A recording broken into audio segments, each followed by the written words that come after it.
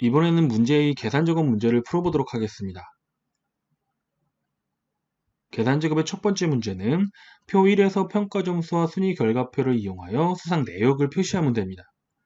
그리고 문제에 제시된 순위 결과표의 의미를 확인해 보면 순위가 1이면 대상을, 2이면 최우수상, 3위는 우수상, 그리고 4위 이하는 장려상을 의미합니다. 그리고 순위는 평가점수가 가장 높은 것을 1위로 지정하면 됐고, 이 문제는 vlookup과 랭크 함수를 사용해서 수식을 작성하면 되는데요. 그럼 이 두 함수가 어떻게 사용이 되는지 한번 확인해 보도록 하겠습니다. 이 문제처럼 두 개의 함수를 사용해서 수식을 작성해야 될 경우에는 어떤 함수를 수식의 바깥쪽에 입력을 하고 어떤 함수를 수식의 안쪽에 입력해 줘야 되는지 먼저 확인을 해야 됩니다. 보통 수식을 입력할 때에는 최종적으로 입력될 값을 구하는 함수를 수식의 가장 바깥쪽에 입력하면 되는데요. 그럼 이 문제에서 C3셀에 최종적으로 입력될 값이 무엇인지 한번 확인해 보면 이 문제는 평가 점수의 순위를 구해서 그 순위에 따른 결과를 수상 내역에 표시하는 문제입니다. 그래서 최종적으로 입력될 값은 순위에 따른 결과인데요. 이 순위에 따른 결과는 순위 결과표 영역에서 찾아서 표시해주면 됩니다. 그럼 vlookup과 랭크 함수 중에서 범위, 이 문제에서 범위는 순위 결과표 영역이 되겠네요. 이 범위에서 특정 위치의 셀 값을 찾아서 표시하는 함수는 vlookup 함수입니다. 그래서 vlookup 함수를 수식의 가장 바깥쪽에 입력을 하면 되고 랭크 함수는 vlookup 함수의 안쪽에 입력을 하면 됩니다. 그럼 지금부터 저와 함께 vlookup 함수부터 수식을 작성해 보도록 하겠습니다. vlookup 함수는 찾을 값과 범위, 열번호 그리고 옵션 순으로 수식을 작성하면 되는데요. 그럼 먼저 찾을 값부터 확인해 보도록 하겠습니다. 이 문제는 평가 점수의 순위를 구해서 그 순위에 따른 결과를 수상 내역에 표시하는 문제입니다. 그래서 찾을 값으로는 평가 점수의 순위를 지정하면 되는데요. 그런데 이 평가 점수의 순위는 직접 입력할 수는 없고 순위를 구하는 랭크 함수를 사용해서 수식으로 작성해 줘야 됩니다. 그럼 이번에는 랭크 함수의 수식을 작성해 보도록 하겠는데요. 이 랭크 함수는 인수와 범위, 옵션 순으로 수식을 작성하면 됩니다. 그럼 먼저 인수부터 확인해 보면 지금 랭크 함수를 사용해서 구하고자 하는 것은 평가 점수에 대한 순위입니다. 그래서 인수로는 평가 점수를 지정하면 되는데요. 오른쪽에 있는 표일 그림을 한번 보도록 하겠습니다. 오른쪽에 있는 표일 그림을 보면 현재 우리는 C3셀의 수식을 입력하고 있습니다. 그래서 3행에서 평가 점수가 어디에 있는지 확인해 보면 평가 점수는 B3셀에 입력되어 있네요. 그래서 랭크 함수의 인수란에는 평가 점수가 입력되어 있는 B3셀을 지정하면 됩니다. 다음 두 번째로 랭크 함수의 범위를 확인해 보면 이 범위로는 인수의 순위를 구하기 위해서 비교할 영역들을 지정해 주면 됩니다. 그래서 랭크 함수의 범위로는 인수인 B3셀과 비교할 영역인 평가점수 전체 영역을 지정해 주면 됩니다. 그럼 다시 오른쪽에 있는 표일 그림을 보도록 하겠는데요. 이 표일 그림에서 평가점수 영역이 어디에 있는지 확인해 보면 평가점수 영역은 B3부터 B11 영역 내에 입력되어 있네요. 그래서 범위 안에는 평가점수 전체 영역인 B3에서 B11 영역을 지정하면 됩니다. 마지막으로 랭크 함수의 옵션을 확인해 보면 지금 구하고 있는 것은 평가 점수에 대한 순위입니다. 그런데 이 순위는 평가 점수가 가장 높은 사람이 1위이고 그리고 점수가 낮아질수록 순위도 낮아집니다. 그래서 옵션으로는 내림차순을 지정하면 되는데요. 근데 랭크 함수에서 내림차순 옵션은 생략이 가능합니다. 그래서 이 문제에서 내림차순 옵션을 생략하도록 하겠습니다. 그럼 지금까지 구한 인수와 범위를 랭크 함수에 대입하게 되면 먼저 인수란에는 평가 점수가 있는 B3셀이 입력되게 되고 그리고 범위란에는 인수인 B3셀과 비교할 영역인 평가 점수에 대한 전체 영역 B3부터 B11 영역이 입력되게 됩니다. 지금까지 vlookup 함수의 찾을 값을 구해봤고요. 다음으로는 두 번째로 vlookup 함수의 범위를 확인해 보도록 하겠습니다. 이 vlookup 함수의 범위로는 찾을 값과 비교할 영역과 그리고 우리가 결과적으로 구할 값이 들어있는 영역을 범위로 지정하면 됩니다. 이 문제에서 찾을 값과 비교할 영역과 결과적으로 구할 값이 들어있는 영역은 순위와 결과가 표시가 되어 있는 순위 결과표 영역을 지정해 주면 됩니다. 그럼 다시 오른쪽에 있는 그림들 중에서 순위 결과표 영역이 어디에 있는지 확인해 보면 순위 결과표 영역은 2, 4부터 F7 영역에 입력되어 있네요. 그래서 범위 안에는 순위 결과표 영역인 2, 4에서 F7 영역을 지정해 주면 됩니다. 다음 세 번째로 열번호를 확인해 보면, 자, 이 열번호는, 자, 범위. 자, 이 문제에서 범위는 순위 결과표 영역이죠? 이 순위 결과표 영역에서 우리가 결과적으로 그 찾을 값이 들어있는 열의 위치를 지정해 주면 됩니다. 자, 이 문제에서 우리가 결과적으로 그 찾을 값은, 자, 수색 내역이 입력되어 있는 결과입니다. 그래서 열번호 안에는 결과가 입력되어 있는 열의 위치를 지정하면 되는데요. 다시 오른쪽에 있는 자, 그림 중에서, 자, 순위 결과표 영역을 보도록 하겠습니다. 이 순위 결과표 영역에서, 자, 결과가 몇 번째 열에 있는지 확인해 보면, 자, 결과는 첫 번째, 두 번째 열에 위치되어 있네요. 그래서 열번호 안에는, 자, 숫자 2를 직접 입력해 주면 됩니다. 다음 마지막으로 vlookup 함수의 옵션을 확인해 보도록 하겠는데요. 자, vlookup 함수의 옵션으로는 true 옵션과 false 옵션이 있습니다. 자, 그럼 먼저 true 옵션부터 확인해 보면, 자, 이 true 옵션은 범위의 첫 번째 열에서 찾을 값과 정확하게 일치하는 값을 찾거나, 자, 정확하게 일치하는 값이 없을 경우에는 찾을 값보다 크지 않은 값 중에서 가장 큰 값, 즉 근사값을 찾습니다. 자, 좀 말이 어렵기 때문에 제가 그 쉽게 구분하는 방법을 하나 알려드리도록 하겠는데요. 자, vlookup 함수에서 이 true 옵션은, 자, 찾을 값이 숫자일 경우에 사용을 합니다. 찾을 값이 숫자일 경우에 이 true 옵션을 사용하면 되는데요. 자, 그런데 true 옵션을 사용할 경우에는, 자, 조건이 하나 있습니다. 그 조건은 범위의 첫 번째 열이 반드시 오름차순으로 정렬되어 있어야 됩니다. 자, 만약에 찾을 값이 숫자일 경우라도, 자, 범위의 첫 번째 열이 오름차순으로 정렬되어 있지 않을 경우에는 이 true 옵션을 사용할 수 없습니다. 자, 참고로 알아주세요. 다음 두 번째로 false 옵션은, 자, 찾을 값이 문자일 경우에 사용을 합니다. 그런데 이 false 옵션은 조건은 아무것도 없습니다. 자, 그럼 이 문제에서 찾을 값을 한번 확인해 보면, 자, 이 문제에서 찾을 값은 평가 점수에 대한 순위입니다. 자, 이 순위는 1위, 2위, 3위로 표시가 되죠. 즉 찾을 값은 숫자이기 때문에, 자, 숫자이기 때문에 옵션으로는 true 옵션을 사용하면 됩니다.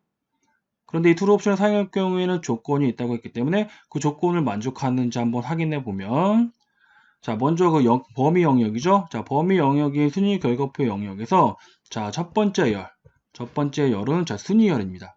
이 순위열이 오름차순으로 정렬되어 있는지 한번 확인해 보면, 자, 순위열은 1, 2, 3, 4로 오름차순으로 정렬되어 있네요. 그래서 이 문제에서 옵션은 true 옵션을 사용하면 됩니다. 자, 그런데 이 true 옵션은 생략이 가능하기 때문에 이 문제에서는 true 옵션을 생략하도록 하겠습니다.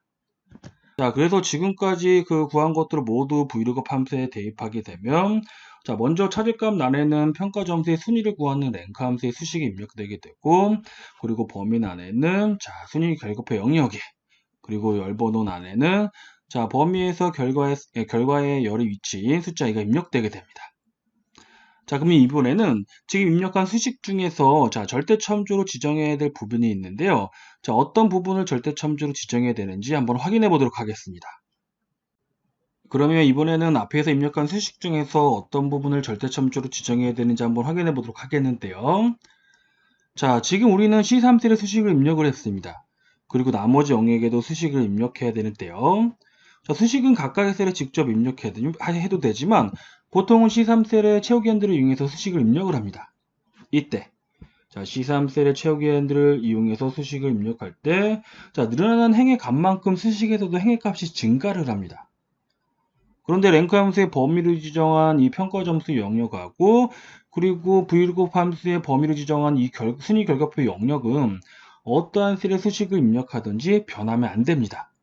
그래서 이 변하지 말아야 할 두 범위 영역을 절대참조로 지정해 줘야 되는데요. 자, 절대참조로 지정하는 방법은, 자, 범위를 블록으로 지정한 다음 F4키를 한번 눌러주면 됩니다. 그래서 먼저 랭크 함수의 범위인 B3에서 B11 영역을 블록으로 지정한 다음 F4키를 한번 눌러주고, 다음 vlookup 함수의 범위인 E4에서 F7 영역을 범위로 지정한 다음 F4키를 한번 눌러서 절대참조로 지정하면 됩니다. 자, 참고로 지금은 제가 설명을 위해서 가장 마지막에 절대참조를 지정했지만, 자, 보통은 수식을 입력할 때 그 범위 지정하고 F4키 한번 눌러서 절대참조를 지정해주면 됩니다. 자, 이것을 참고로 알아두세요. 자, 지금까지 저와 함께 그 수식을 한번 작성해 봤는데요. 그럼 다음으로는 엑셀 파일로 넘어가서 지금 이 작성한 수식을 엑셀 파일에서도 직접 한번 작성해 보도록 하겠습니다. 먼저 수식을 입력할 첫 번째 셀인 C3셀을 선택을 하고 는을 입력을 합니다. 그리고 브이로그 함수를 입력하기 위해서 알파벳 VL을 입력을 하고 탭키를 눌러서 열기 가로까지 입력을 합니다. 그리고 첫 번째로 찾을 값을 지정하면 되는데요. 이 문제는 평가 점수에 대한 순위를 구해서 그 순위에 따른 결과를 표시하는 문제입니다. 그래서 찾을 값으로는 평가 점수의 순위를 지정하면 되는데요.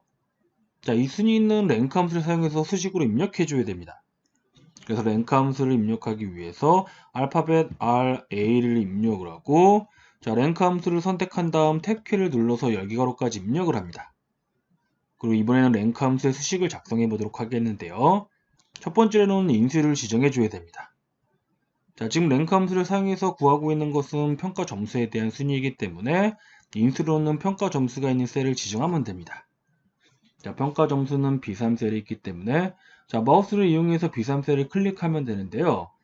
자, 지금 입력하고 있는 수식 때문에 저 B3셀을 클릭할 수 없습니다. 자, 이럴 경우에는 주위에 있는 이메일 셀을 하나 클릭한 다음 방향키를 이용해서 B3셀을 입력하면 됩니다. 그리고 콤마를 입력한 다음 두 번째로 범위를 지정하면 되는데요. 자, 이 범위로는 인수의 순위를 구하기 위해서 비교할 영역을 지정하면 됩니다. 자, 인수인 B3셀과 비교할 영역은 자, 평가 점수 전체 영역이 되겠습니다.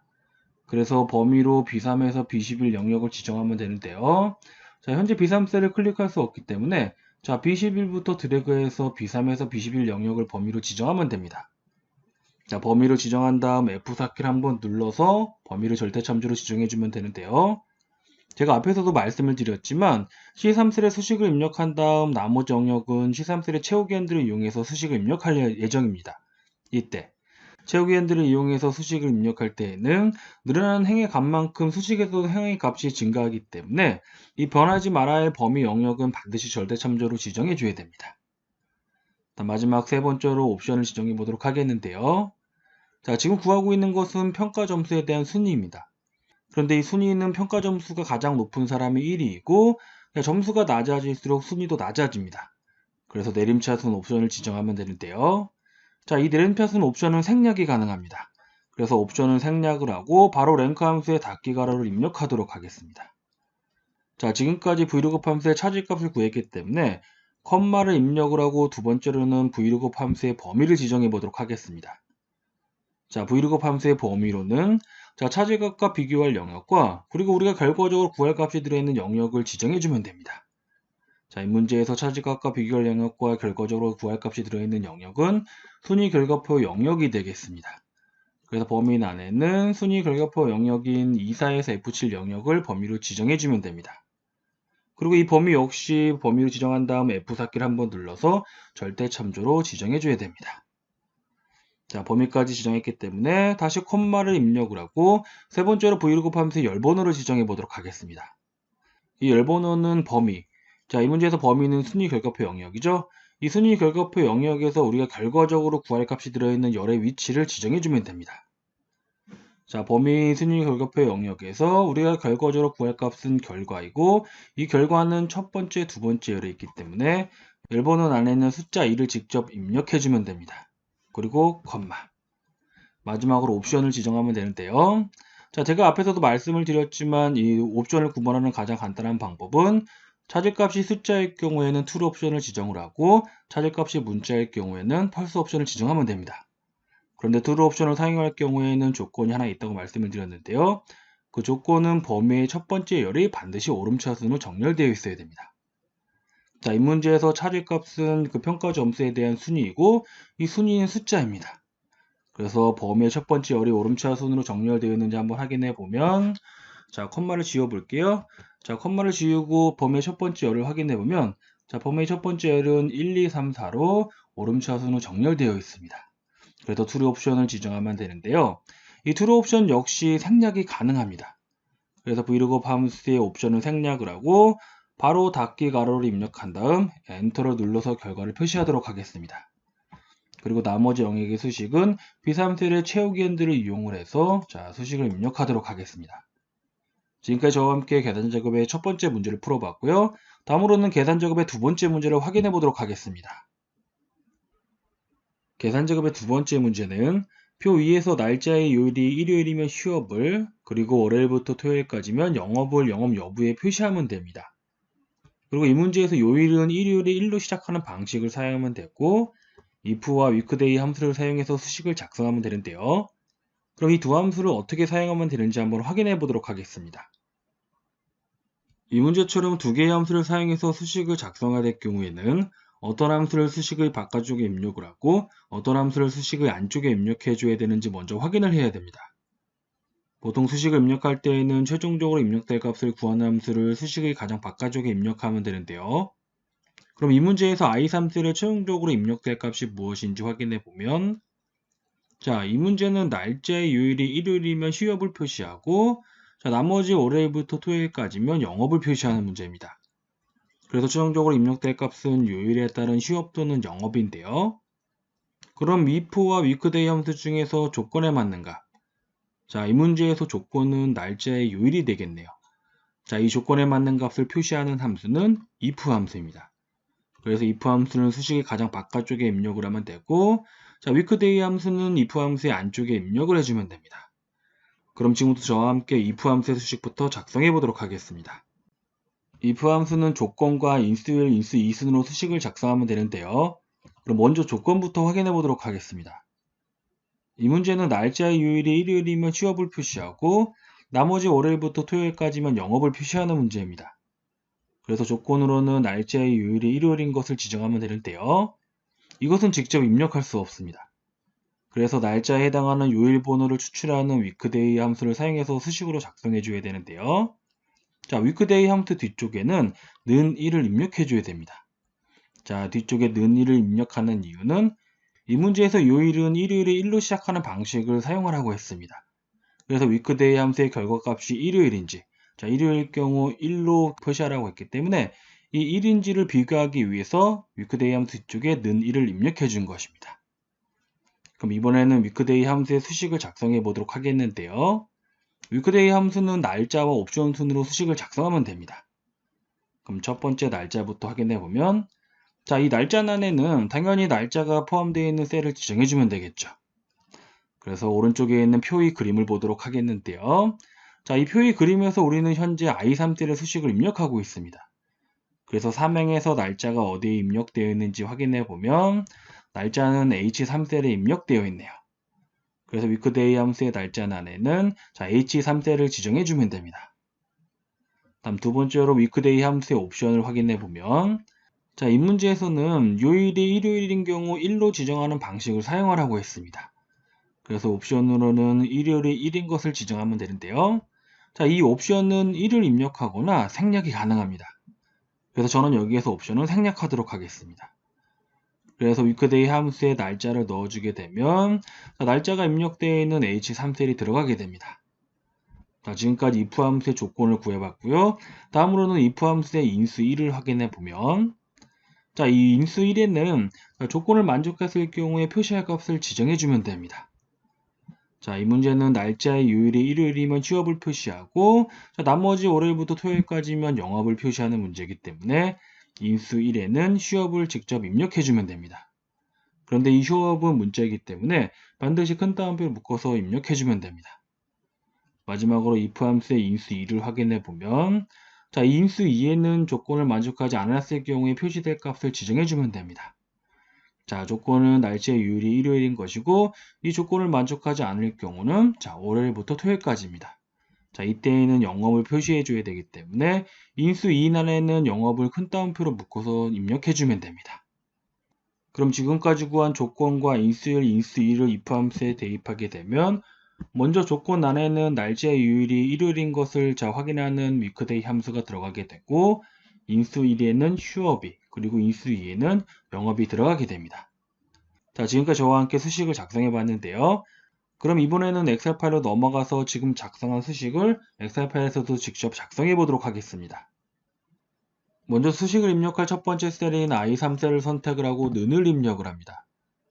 그리고 if 함수를 입력하기 위해서 알파벳 i를 입력을 하고 탭키를 눌러서 열기가로까지 입력을 합니다. 자, 첫 번째로 지정할 것은 if 함수의 조건인데요. 이 문제는 날짜의 요일이 일요일이면 휴업을 표시하고 나머지 월요일부터 토요일까지면 영업을 표시하는 문제입니다. 그래서 조건으로는 날짜의 요일이 일요일인 것을 지정하면 되는데요.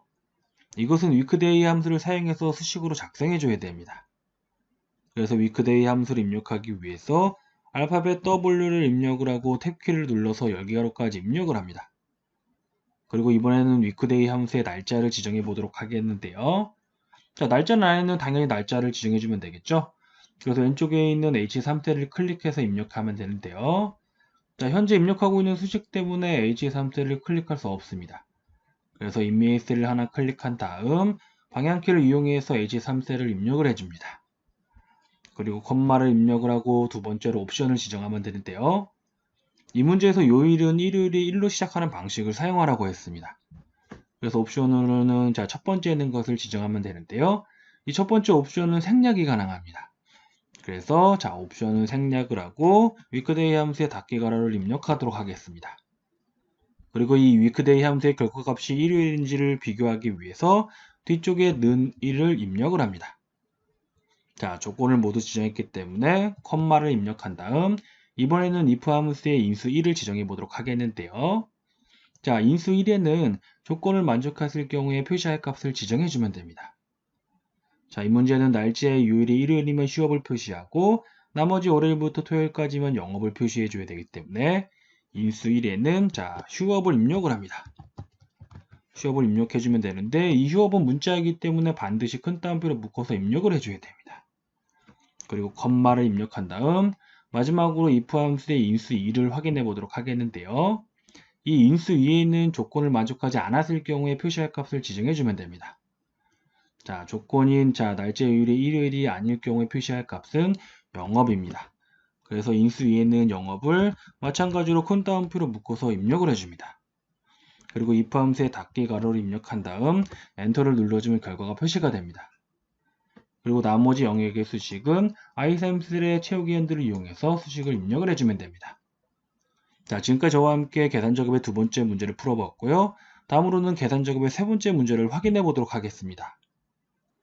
계산작업의 세 번째 문제는 표 3에서 성별이 남이면서 평균이 90 이상인 학생 수를 이 24셀에 계산하면 됩니다. 그리고 이 문제에서 조건은 G22에서 H24 영역에 직접 입력을 하면 되고 결과값인 학생 수 뒤쪽에 있는 명을 포함하여 표시해 줘야 됩니다. 그리고 이 문제는 dAverage 함수와 dCountA 함수, dSum 함수 중에서 알맞은 함수와 AND 연산자를 사용해서 수식을 작성하면 되는데요. 그럼 이 세 함수 중에서 어떤 함수를 사용하면 되는지 한번 확인해 보도록 하겠습니다. 보통 수식을 입력할 때에는 최종적으로 입력될 값을 구하는 함수를 수식의 가장 바깥쪽에 입력하면 되는데요. 그럼 이 문제에서 이 24셀에 최종적으로 입력될 값이 무엇인지 확인해 보도록 하겠습니다. 이 문제는 성별이 남이면서 평균이 90 이상인 학생 수를 계산하는 문제입니다. 그래서 최종적으로 입력될 값은 학생 수인데요. 자, 어떤 학생 수냐면 성별이 남이면서 평균이 90 이상이란 조건을 만족하는 학생 수입니다. 자, 그러면 dAverage와 dCountA, dSum 함수 중에서 조건에 맞는 개수를 구하는 함수는 dCountA 함수입니다. 그래서 dCountA 함수를 수식의 가장 바깥쪽에 입력을 하면 됩니다. 그리고 이 문제는 dCountA 함수 하나만을 사용해서 수식으로 작성해주면 되기 때문에 그럼 지금부터 저와 함께 dCountA 함수를 사용해서 수식을 작성해 보도록 하겠습니다. dCountA 함수는 범위와 열번호 그리고 조건 순으로 수식을 작성하면 되는데요. 그런데 이 문제에서 조건은 G22에서 H24 영역 내에 직접 입력을 해줘야 됩니다. 그래서 수식을 작성하기 전에 조건부터 입력해 보도록 하겠는데요. 이 문제는 성별이 남이면서 평균이 90 이상인 학생 수를 계산하는 문제입니다. 그래서 조건으로는 성별이 남이면서 평균이 90 이상인 것을 지정하면 되는데요. 이 조건은 두 개의 조건으로 이루어져 있습니다. 첫 번째 조건은 성별이 남인 것이고 두 번째 조건은 평균이 90 이상인 것입니다. 그래서 G22에서 H24 영역 내에 이 두 개의 조건을 각각 입력하면 되는데요. 자, dCountA 함수의 조건을 입력할 때에는 첫 번째 셀에는 그 조건이 속해 있는 필드명을 입력을 하고 자, 필드명 아래쪽에 조건을 입력하면 됩니다. 그럼 먼저 첫 번째 조건인 성별이 남인 조건을 입력해 보도록 하겠는데요. 자, 오른쪽에 있는 표상 그림을 보도록 하겠습니다. 자, 이 표상 그림에서 자, 남과 여가 표시되어 있는 성별 영역을 보면 자, 성별 영역의 필드명은 자, 성별입니다. 그래서 필드명인 성별을 입력을 하고 그 아래쪽에 조건이 남을 입력해 주면 됩니다. 다음 두 번째로 평균이 90 이상이란 조건을 입력해 보도록 하겠는데요. 자, 다시 오른쪽에 있는 표상 그림을 보도록 하겠습니다. 자, 표상 그림을 다시 보면 여기에서 평균 영역의 필드명은 평균입니다. 그래서 필드명에는 평균을 입력을 하고 그 아래쪽에 90 이상을 입력해주면 되는데요. 자, 근데 이 문제에서 조건은 성별이 남이면서 평균이 90 이상인 것입니다. 자, 조건과 조건 사이를 보면 무엇이면서가 입력되어 있는데요. 자, 조건과 조건 사이에 무엇이거나 무엇이면서가 입력되어 있는 조건은 문제에 주어진 조건을 모두 만족했을 경우에만 결과를 표시하는 AND 조건입니다. 그리고 이 AND 조건은 조건을 같은 행에 입력해주면 되는데요. 그래서 성별 오른쪽에 평균을 입력을 하고 남 오른쪽에 90 이상을 입력해주면 됩니다. 그런데 참고로 조건과 조건 사이에 무엇 또는이나 아니면 무엇이거나라는 조건이 입력됐을 경우에는 자, 문제에 주어진 조건 중에서 하나만 만족해도 결과를 표시하는 OR 조건입니다. 그리고 이 OR 조건은 자, 각각의 조건을 다른 행에 입력해 줘야 되는데요. 그래서 만약에 OR 조건일 경우에는 자, 남 오른쪽에 90 이상을 입력하는 것이 아니라 다른 행에 90 이상을 입력해 줘야 됩니다. 자, AND 조건과 OR 조건의 입력 방법 자, 구분해서 기억해 두세요. 자, 그래서 두 개의 조건을 각각의 셀에 입력하게 되면 지금 보는 것처럼 G22에서 H23 영역에 두 개의 조건이 입력되게 됩니다. 자, 지금까지 조건 입력 방법에 대해서 알아봤고요. 자, 그러면 조건을 모두 입력했기 때문에 지금부터 디카운트 A 함수의 수식을 작성해 보도록 하겠는데요. 먼저 범위부터 확인해 보도록 하겠습니다. 자, 이 디카운트 A 함수는 데이터베이스 함수입니다. 이 데이터베이스 함수에서 범위는 그냥 문제에 주어진 표 전체 영역을 지정하면 되는데요. 오른쪽에 있는 표상 그림을 보도록 하겠습니다. 표상 그림에서 자, 표 전체 영역을 확인해 보면 A24에서 E23 영역이네요. 그래서 디카운트 A 함수의 범위 안에는 표 전체 영역인 A24에서 E23 영역을 지정하면 됩니다. 다음 두 번째로 디카운트 A 함수의 열 번호를 확인해 보면 자, 이 디카운트 A 함수에서 열 번호는요. 그냥 범위에서 비어있는 셀이 없는 임의의 열을 지정해 주면 됩니다. 자, 오른쪽에 있는 표 3에서 표 전체의 영역을 보면 자, 비어있는 셀이 하나도 없네요. 그래서 이 중에서 아무거나 임의의 열을 지정해 주면 되는데 저는 그냥 열 번호를 1로 지정하도록 하겠습니다. 자, 기억해 주세요. 디카운트 A 함수에서 열 번호는 그냥 비어있는 셀이 없는 임의의 열을 지정해 주면 된다는 것을요. 그리고 마지막으로 디카운트 A 함수의 조건을 확인해 보면 자, 이 문제에서 조건은 성별이 남이면서 평균이 90 이상인 것입니다. 그리고 이 조건은 저희가 수식을 작성하기 전에 G22에서 H23 영역에 입력을 했죠. 그래서 조건란에는 G22에서 H23 영역을 지정하면 됩니다. 자, 그래서 지금까지 구한 범위와 열번호 조건을 각각 대입하게 되면 먼저 범위에 있는 표 전체 영역이 들어가게 되고 그리고 열번호 안에는 자, 임의의 열 숫자를 그리고 조건 안에는 자, 성별이 남이면서 평균이 90 이상이라는 조건을 입력한 G22에서 H23 영역이 들어가게 됩니다. 그리고 이 문제에서는 결과값 뒤쪽에 명을 포함해서 표시하라고 했기 때문에 자, 뒤쪽에 AND 연산자와 명을 입력하면 되는데요. 자, 이 명은 문자이기 때문에 반드시 큰 따옴표를 묶어서 입력해주면 됩니다. 자, 지금까지 저와 함께 수식을 작성해 봤고요. 이번에는 엑셀 파일로 넘어가서 지금 작성한 수식을 직접 입력해 보도록 하겠습니다. 이 문제의 경우 수식을 작성하기 전에 조건부터 입력해 줘야 되는데요. 조건은 G22에서 H24의 영역 내에 알맞게 입력하면 됩니다. 자, 이 문제는 성별이 남이면서 평균이 90 이상인 학생 수를 계산하는 문제이기 때문에 조건은 성별이 남이면서 평균이 90 이상인 것을 지정하면 됩니다. 자, 그럼 먼저 성별이 남이라는 조건을 입력해 보도록 하겠는데요.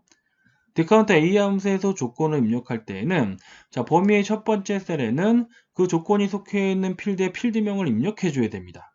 그리고 필드명 아래쪽에 조건을 입력하면 되는데요. 그럼 왼쪽에 있는 표 3 영역을 보도록 하겠습니다. 자, 표 3 영역에서 자, 남녀가 입력되어 있는 필드의 필드명을 확인해 보면 필드명은 성별입니다. 그래서 G22셀을 선택을 하고 성별을 입력하면 되는데요. 지금 보는 것처럼 자, 필드명을 입력할 때 오타가 발생할 수 있기 때문에 자, 필드명을 입력할 때에는 직접 입력하기보다는 자, 데이터 범위에 있는 필드명을 복사한 다음 자, 붙여넣기를 해서 입력하는 것이 좋습니다. 자, 참고로 알아두세요. 자, 필드명을 입력했기 때문에 필드명 아래쪽에 남을 입력하도록 하겠습니다. 다음으로는 두 번째 조건인 평균이 90 이상이라는 조건을 입력해 보도록 하겠는데요. 다시 왼쪽에 있는 표3 영역에서 자, 평균이 입력되어 있는 필드명인 24셀을 선택을 하고 복사한 다음 H22셀에 붙여넣기를 합니다. 그리고 90 이상이라는 조건을 입력하면 되는데요. 자, 이 문제에서 조건은 성별이 남이면서 평균이 90 이상인 것입니다. 즉 조건과 조건 사이에 무엇이면서가 입력되어 있기 때문에 이것은 주어진 조건을 모두 만족했을 경우에만 결과를 표시하는 AND 조건입니다. 그리고 이 AND 조건은 조건을 같은 행에 입력해 줘야 되기 때문에 남 오른쪽을 선택을 하고 90 이상을 입력을 합니다. 자, 지금 보는 것처럼 조건을 입력한 다음 지금부터는 디카운트 A 함수에 대한 수식을 작성해 보도록 하겠는데요. 먼저 수식을 입력할 이 24셀을 선택을 하고 는을 입력을 합니다. 그리고 디카운트 A 함수를 입력하기 위해서 알파벳 D, C를 입력을 하고 디카운트 A 함수를 선택한 다음 탭키를 눌러서 열기 걸어까지 입력을 합니다. 그리고 첫 번째로 지정할 것은 범위인데요. 자, 이 디카운트 A 함수는 데이터베이스 함수입니다. 이 데이터베이스 함수는 그냥 문제에 주어진 표 전체 영역을 범위로 지정하면 됩니다. 그래서 표 3 전체 영역인 A14죠. A14에서 23 영역을 범위로 지정하면 됩니다. 그리고 컴마. 다음 두 번째로 열번호를 지정하면 되는데요.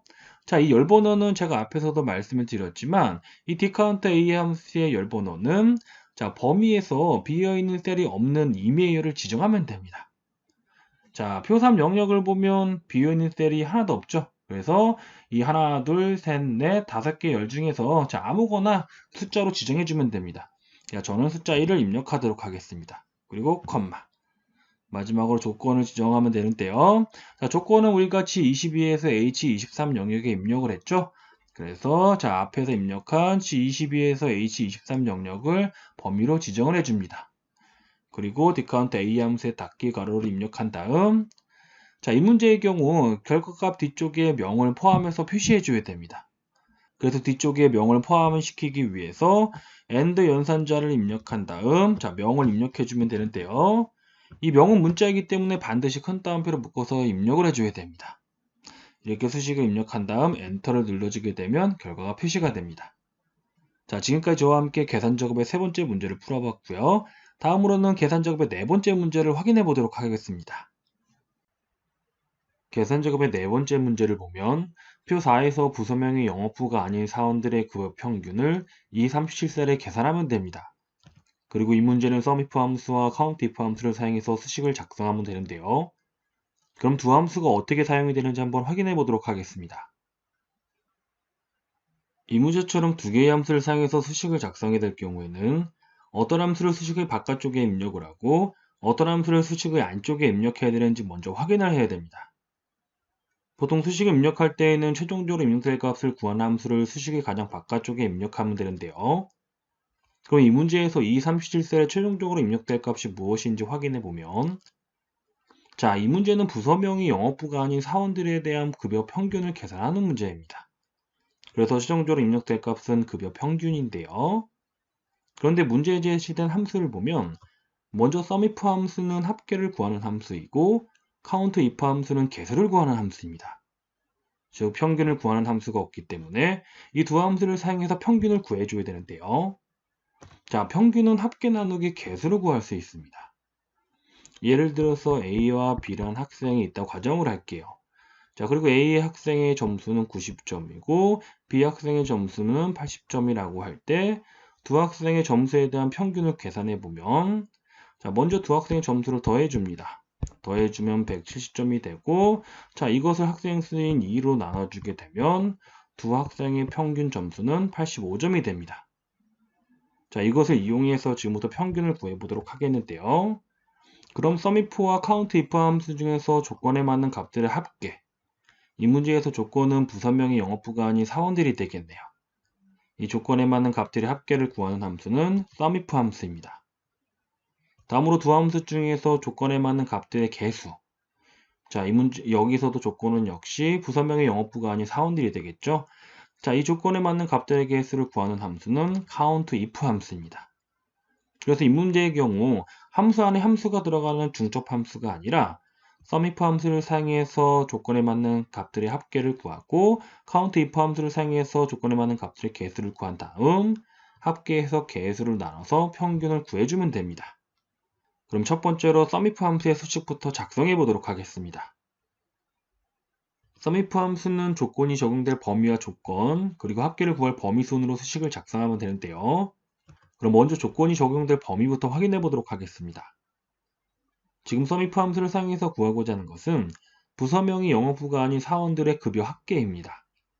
그래서 조건은 영업부가 아닌 부서가 되겠고 조건이 적용될 범위로는 그 부서가 속해 있는 부서명 영역을 지정하면 되는데요. 그러면 오른쪽에 있는 표사 그림을 보도록 하겠습니다. 오른쪽에 있는 표사 그림 중에서 부서명 영역을 확인해 보면 부서명 영역은 C28에서 C36 영역에 있네요.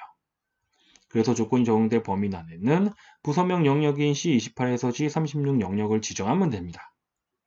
다음 두 번째로 조건을 확인해 보도록 하겠는데요. 조건은 영업부가 아닌 부서가 되겠습니다. 그래서 이 조건은 직접 조건란에 입력하면 되는데요.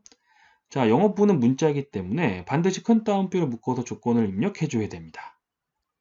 마지막으로 합계를 구할 범위를 확인해 보면 지금 구하고 있는 것은 부서명이 영업부가 아닌 사원들에 대한 급여 합계입니다.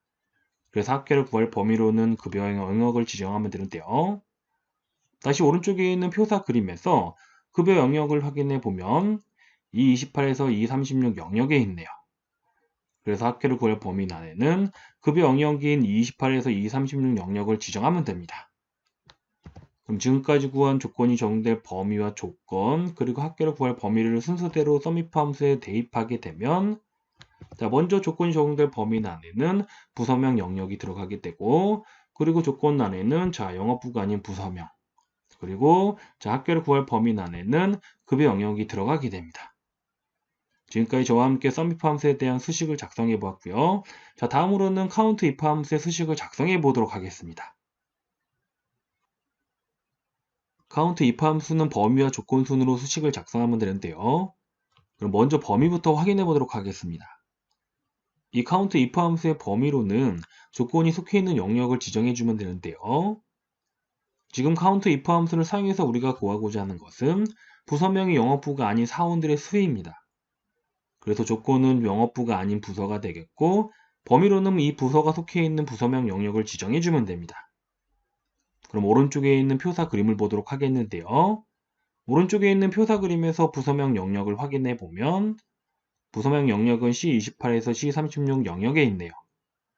그래서 범위 안에는 부서명 영역인 C28에서 C36 영역을 지정해 주면 됩니다.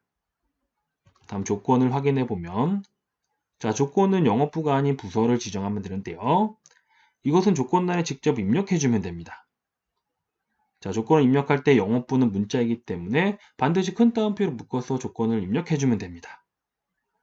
그래서 지금까지 구한 범위와 조건을 countIf 함수에 대입하게 되면 먼저 범위 안에는 조건이 속해 있는 부서명 영역이 들어가게 되고 조건 안에는 영업부가 아닌 부서란 조건이 들어가게 됩니다. 지금까지 저와 함께 sumIf 함수와 countIf 함수의 수식을 각각 작성해 보았는데요. 이 두 함수를 하나의 함수로 연결해 보면 먼저 앞쪽에 있는 부서명이 영업부가 아닌 사원들의 급여 합계를 계산하는 sumIf 함수의 수식이 들어가게 되고 뒤쪽에 있는 부서명의 영업부가 아닌 사원들의 수를 계산하는 countIf 함수의 수식이 들어가게 됩니다. 그리고 합계를 개수로 나눠주기 위해서 sumIf 함수와 countIf 함수의 사이에 나누기 기호가 입력되게 됩니다. 지금까지 저와 함께 부서명이 영업부가 아닌 사원들의 급여에 대한 평균을 계산하는 수식을 작성해 보았고요. 다음으로는 엑셀 파일로 넘어가서 지금 작성한 수식을 직접 엑셀 파일의 시트에 입력해 보도록 하겠습니다. 먼저 수식을 입력할 E37셀을 선택을 하고 는을 입력을 합니다. 그리고 첫 번째로 부서명이 영업부가 아닌 사원들의 급여 합계를 계산하는 sumIf 함수의 수식을 작성해 보도록 하겠는데요. sumIf 함수를 입력하기 위해서 알파벳 SU를 입력을 하고 sumIf 함수를 선택한 다음 탭키를 눌러서 열기가로까지 입력을 합니다. 그리고 첫 번째로 지정할 것은 조건이 적용될 범위인데요. 지금 구하고 있는 것은 부서명이 영업부가 아닌 사원들의 급여 합계입니다. 그래서 조건은 부서명이 영업부가 아닌 부서가 되겠고 조건이 적용될 범위로는 이 부서가 속해 있는 부서명 영역을 지정해주면 됩니다. 그래서 부서명 영역인 C28에서 C36 영역을 조건이 적용될 범위로 지정을 해줍니다. 그리고 콤마를 입력한 다음 두 번째로 조건을 입력하면 되는데요. 자, 조건은 부서명의 영업부가 아닌 부서입니다. 자, 이것을 직접 입력해주면 되는데요. 자, 영업부는 그 문자이기 때문에 반드시 큰 따옴표로 묶어서 입력을 해줘야 됩니다. 자, 조건을 모두 입력했기 때문에 콤마를 입력을 하고 마지막으로 합계를 구할 범위를 지정해주면 되는데요. 자, 지금 구하고 있는 것은 부서명의 영업부가 아닌 사원들에 대한 급여 합계입니다. 그래서 합계를 구할 범위로는 급여 영역인 E28에서 E36 영역을 지정해주면 됩니다. 그리고 서밋 함수에 닫기 가로를 입력한 다음 평균은 합계 나누기 개수로 구하면 되기 때문에 나누기 기호를 입력을 하고 이번에는 부서명의 영업부가 아닌 사원들의 수를 구하는 카운트 if 함수의 수식을 작성해 보도록 하겠습니다. 먼저 카운트 if 함수를 입력하기 위해서 알파벳 C, O, U까지 입력한 다음 카운트 if 함수를 선택을 하고 탭키를 눌러서 열기 가로까지 입력을 합니다. 그리고 첫 번째로 지정할 것은 범위인데요. 자, 이 범위는 조건이 속해 있는 영역을 지정해주면 됩니다. 자, 지금 카운트 if 함수를 사용해서 구하고자 하는 것은 부서명의 영업부가 아닌 사원들의 수입니다. 그래서 조건은 부서명의 영업부가 아닌 부서가 되겠고, 자, 범위로는 이 부서가 속해 있는 부서명 영역을 지정해주면 됩니다. 그래서 다시 마우스를 이용해서 부서명 영역인 C28에서 C36 영역을 범위로 지정을 합니다. 그리고 컴마를 입력한 다음 마지막으로 조건을 입력해주면 되는데요. 자, 조건은 서밋 함수의 조건과 마찬가지로 자, 부서가 영업부가 아닌 것을 입력해주면 되는데요. 자, 이건 역시 문자이기 때문에 반드시 큰 따옴표로 묶어서 조건을 입력을 해줘야 됩니다. 그리고 카운트 if 함수의 닫기 가로를 입력한 다음 자, 엔터를 눌러주게 되면 지금 보는 것처럼 결과가 표시가 됩니다. 자, 지금까지 저와 함께 계산 작업의 네 번째 문제를 풀어보았고요. 다음으로는 계산 작업의 마지막 문제를 확인해 보도록 하겠습니다. 계산 작업의 다섯 번째 문제는 표 5에서 주문 코드의 앞뒤 공백을 모두 제거하고 전체 문자를 대문자로 변환한 다음 문자열 뒤에 다시 SP를 포함하여 배송 코드에 표시하면 됩니다. 그럼 표기 예를 한번 확인해 보도록 하겠는데요. 소문자로 입력된 상 001 문자열이 하나 있습니다. 그리고 이 문자열 앞뒤로는 공백이 한 칸씩 있는데요. 자, 이것을 먼저 앞뒤 공백은 모두 제거를 하고 소문자 상은 대문자 상으로 변환한 다음 마지막으로 문자열 뒤에 다시 SP를 포함해서 표시해주면 됩니다. 그리고 이 문제는 어퍼와 트림 함수와 엔드 연산지를 사용해서 수식을 작성하면 되는데요. 그럼 이 두 함수가 어떻게 사용되는지 한번 확인해 보도록 하겠습니다. 이 문제처럼 두 개의 함수를 사용해서 수식을 작성할 때일 경우에는 어떤 함수를 수식의 바깥쪽에 입력을 하고 어떤 함수를 수식의 안쪽에 입력해야 되는지 먼저 확인을 해야 됩니다. 보통 수식을 입력할 경우에는 최종적으로 입력될 값을 구하는 함수를 수식의 가장 바깥쪽에 입력하면 되는데요. 그럼 이 문제에서 제28셀에 최종적으로 입력될 값이 무엇인지 확인해 보면 자, 이 문제는 주문 코드의 앞뒤 공백을 모두 제거한 다음 전체 문자를 대문자로 변환을 하고 마지막에 문자열 뒤에 다시 SP를 포함해서 표시하는 문제입니다. 그런데 문자열 뒤에 표시하는 이 다시 SP는 함수를 사용할 필요 없이 AND 연산자와 다시 SP를 직접 입력해주면 됩니다. 그래서 결과적으로 최종적으로 입력될 값은 대문자로 변환한 배송 코드가 되겠는데요. 그럼 어퍼와 트림 함수 중에서 문자를 대문자로 변환하는 함수는 어퍼 함수입니다. 그래서 어퍼 함수는 수식의 바깥쪽에 입력을 하면 되고 트림 함수는 어퍼 함수의 안쪽에 입력을 하면 됩니다. 그럼 지금부터 저와 함께 어퍼 함수의 수식부터 작성해 보도록 하겠습니다. 어퍼 함수는 텍스트만 지정하면 되는데요.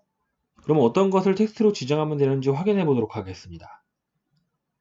지금 어퍼 함수를 사용해서 우리가 구하고자 하는 것은 주문 코드의 앞뒤 공백을 모두 제거하고 전체 문자를 대문자로 변환한 문자열입니다. 그래서 텍스트로는 공백을 모두 제거한 주문 코드를 지정하면 되는데요. 그런데 이것은 직접 입력할 수는 없고 공백을 제거하는 트림 함수를 사용해서 수식으로 작성해 줘야 됩니다. 그럼 이번에는 트림 함수의 수식을 작성해 보도록 하겠는데요. 이 트림 함수 역시 텍스트만 지정하면 됩니다. 지금 트림 함수를 사용해서 구하고자 하는 것은 공백을 모두 제거한 주문 코드이기 때문에 텍스트로는 주문 코드를 지정하면 됩니다. 그럼 화면 오른쪽에 있는 표 그림을 보도록 하겠는데요. 지금 현재 우리는 제28셀의 수식을 입력하고 있습니다. 그래서 28행에서 주문 코드가 어디에 있는지 확인해 보면 주문 코드는 H28셀에 입력되어 있네요. 그래서 트림 함수의 텍스트란에는 주문 코드가 입력되어 있는 H28셀을 지정하면 됩니다. 그래서 텍스트를 트림 함수에 넣어주게 되면 지금 보는 것처럼 수식이 완성이 되는데요. 자, 이 트림 함수의 수식을 어퍼 함수에 대입하게 되면 어퍼 함수의 텍스트란에는 공백을 모두 제거하는 트림 함수의 수식이 입력되게 됩니다. 그리고 이 문제는 문자열 뒤쪽에 다시 SP를 포함해서 표시해 줘야 되기 때문에 자, 문자를 연결하는 AND 연산자와 자, 다시 SP를 입력해 주면 되는데요. 이 다시 SP는 문자이기 때문에 반드시 큰 따옴표로 묶어서 입력을 해줘야 됩니다. 지금까지 저와 함께 어퍼 함수와 트림 함수 그리고 AND 연산자를 사용해서 수식을 작성해 보았는데요. 그럼 이번에는 엑셀 파일에 넘어가서 지금 작성한 수식을 시트에 직접 입력해 보도록 하겠습니다. 먼저 수식을 입력할 첫 번째 셀인 제28셀을 선택을 하고 는을 입력을 합니다. 그리고 어퍼 함수를 입력하기 위해서 알파벳 U를 입력을 하고 탭키를 눌러서 열기가로까지 입력을 합니다. 그리고 어퍼 함수의 텍스트를 지정하면 되는데요. 지금 어퍼 함수를 사용해서 구하고자 하는 것은 주문 코드의 앞뒤 공백을 모두 제거하고 전체 문자를 대문자로 변환한 문자열입니다. 그래서 텍스트로는 앞뒤 공백이 모두 제거된 주문 코드를 지정하면 되는데요. 근데 이것은 직접 입력할 수는 없고 공백을 제거하는 트림 함수를 사용해서 수식으로 작성을 해야 됩니다. 그래서 텍스트란에 트림 함수를 입력하기 위해서 알파벳 TR을 입력을 하고 트림 함수를 선택한 다음 탭키를 눌러서 열기가로까지 입력을 합니다. 그리고 이번에는 트림 함수의 텍스트를 지정해 보도록 하겠는데요. 지금 트림 함수를 사용해서 구하고자 하는 것은 앞뒤 공백이 모두 제거된 주문 코드입니다. 그래서 텍스트란에는 주문 코드가 입력되어 있는 H28셀을 지정해 주면 됩니다. 그리고 트림 함수의 닫기 가로를 입력을 하고 자, 어퍼 함수의 닫기 가로까지 입력을 합니다. 자, 그리고 이 문제의 경우 변환된 문자열 뒤쪽에 다시 SP를 포함해서 표시해 줘야 됩니다. 그래서 문자열을 연결하는 AND 연산자를 입력을 하고 다시 SP를 입력해 주면 되는데요. 자, 이 SP는 문자이기 때문에 반드시 큰 따옴표로 묶어서 입력을 해줘야 됩니다. 자, 이렇게 입력한 다음 엔터를 눌러주게 되면 결과가 표시가 되는데요. 자, 나머지 영역에도 수식을 입력해 줘야 되는데 각각의 셀에 직접 수식을 입력해도 되지만 저는 제28셀의 채우기 핸들을 이용해서 수식을 입력하도록 하겠습니다. 자, 지금까지 저와 함께 계산 작업 문제를 풀어보았습니다.